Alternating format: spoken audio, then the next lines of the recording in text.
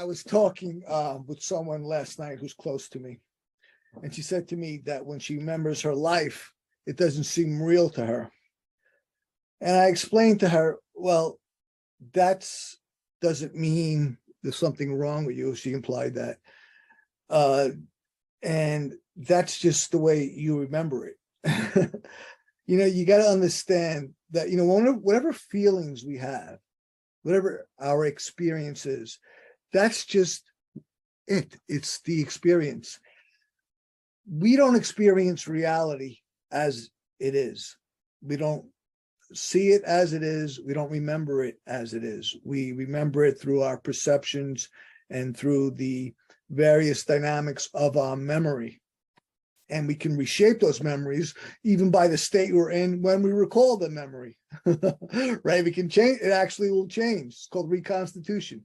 But getting to this point of what's real, you got to understand, people go through basic phases. When you're a teenager, you want to be anything but a teenager. You want to be older than you are. There's no more insecure person in the world than a teenager. I think, and I was a teenager in the 80s. I think it's far worse today, especially with social media. The insecurity of teenagers pretending that they know what's going on, that everything's old hat, they know what's up. I was there a long time ago. I'm 57 now, so it was a long time ago. But that's the experience, the basic experience of a teenager, that phase. Call it the first decade, because they tell you the first decade of being single digits. Obviously it's critical, it's indispensable.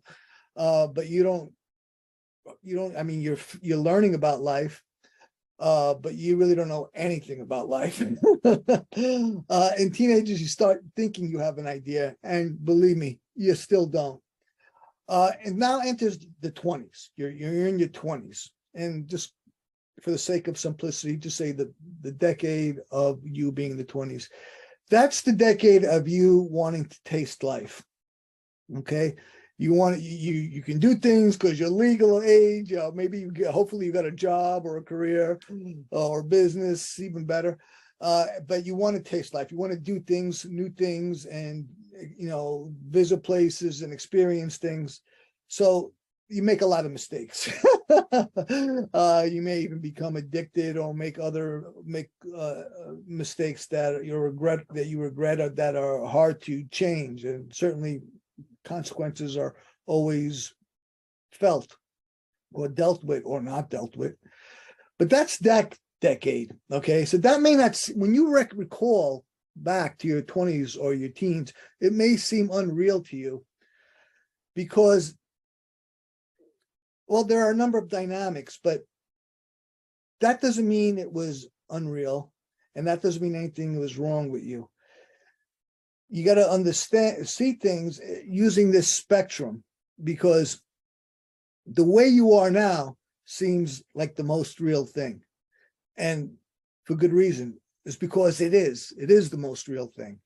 Nothing is actually real but the present moment. That's the only time you have any power, is right now. The past, you're powerless. The future, powerless. Only time you have power is right now. So that's why it's so real. Other times, past and present, you're completely impotent. They're real.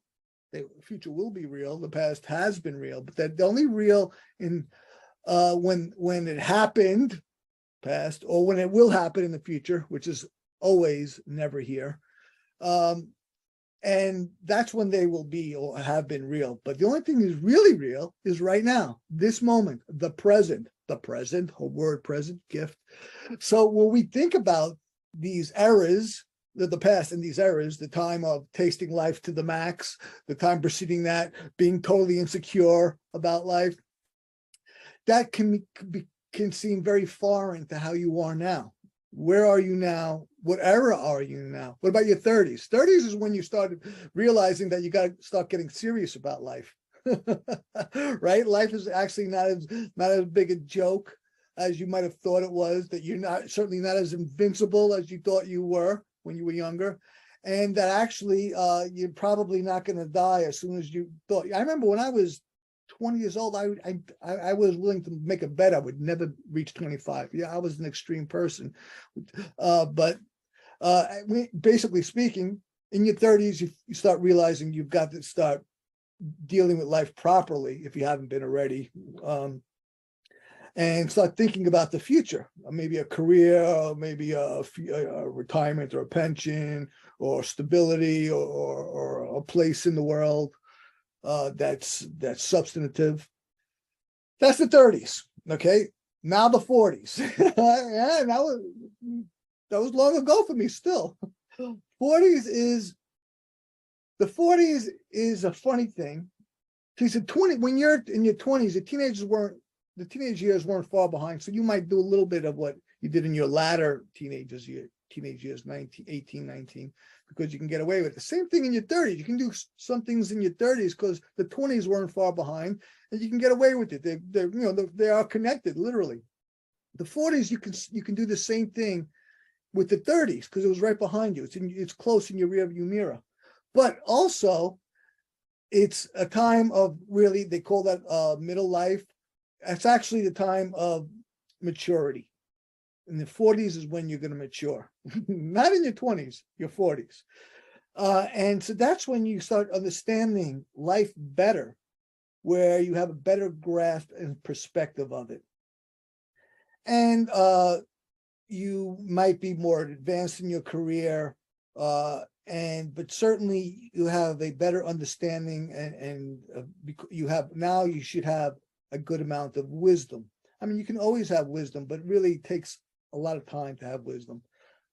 And so you make less mistakes, or at least less of the repeat mistakes, right? Because we'll repeat a mistake like a mofo, right? And until we learn it, we will repeat it. So maturity and learning about life, less mistakes in your 40s, okay? The person I was talking to, she's 37, so she's not even in her 40s yet. So she's still not at that maturity that I just described. Me in my 50s, I'm 57, so I'm even past that maturation and that age of wisdom. Now it's a greater age of wisdom, okay? A greater maturity and a greater wisdom. Even though I'm young at heart in a number of ways, and I want to be, I have a greater wisdom and a greater maturity. So I'm less affected by the dumb stuff and I make less mistakes because I've learned. Wisdom is, well, my definition of wisdom is the ability to see things from other perspectives. I learned that from NLP and a few others. But, and that's a great definition of wisdom. Certainly you can use empathy, but you just have your vision. Stop seeing things only through your own eyes. See things how others may see it. Use consideration. That's not to say that you should change your mind, but at least consider. Consider. That's a critical thing. But also wisdom is also not, well, there's a difference between knowledge and wisdom. Wisdom is basically having a knowledge that keeps you out of trouble and gets you to a better place of decision.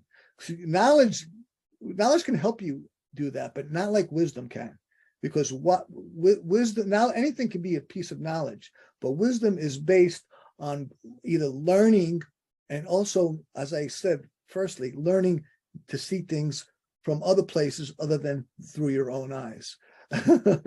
So these are the phases of life that I've been through, that I've just described. And if you are anywhere 57 or less, this may resonate with you. But in terms of recalling your life, your memories, understand that your experience is completely legitimate. There's nothing illegitimate about your experience. And just because you may feel like something else or not like yourself, that doesn't mean that you are something else or not yourself. That's just your experience. Do you understand? Everything you feel that you perceive is your experience. None of it is is not native to you. It's all native to you. Even though like, oh, this doesn't feel right. Well, that's your feeling of feeling like it's not right. Sometimes it's not the right feeling. That's your feeling of it. Okay. So understand that it's all good. It's all, you're supposed to have it because it's getting you to where you're going. So the thing for you to do is really think about where you want to go, because you can use your experience to get you there more precisely, more quickly, more effectively, and with better results. With that, Tony Petroza, the host of the Self-Help Coaching Podcast, Executive Director of Auxilium LLC. I bid you adieu and thank you for joining me. If you like this, go ahead and like this, and share it if you think it's good enough for that. And hopefully I said something that wasn't half bad.